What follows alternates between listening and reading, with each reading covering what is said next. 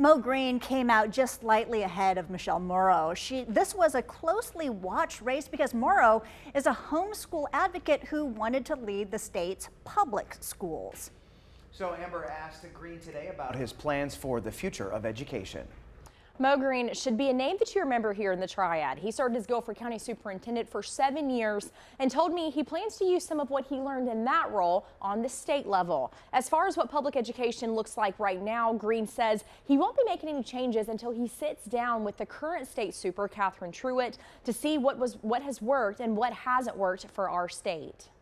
It's always, having been a leader and coming into an organization, it's always a bit challenging when you're on the outside and say, I'm going to change this or do this differently, and not really having a full appreciation of why a particular current leader may have done something a particular way.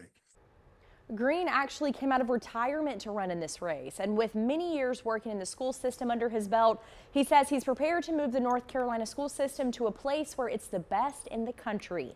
Green also touched on the perception of public schools and how some say it's waning across the country. He explained how he would shift that narrative.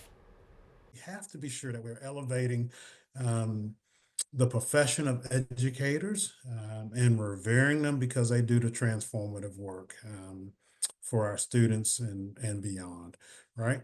And so that's part of the method. The second and critically important and ultimately more important beyond sort of mindset shift is we have to improve outcomes for our students. Green also touched on teacher pay, saying it is very high on his priority list come next year. He emphasizes the need for increased funding, respect for educators, and improved student outcomes.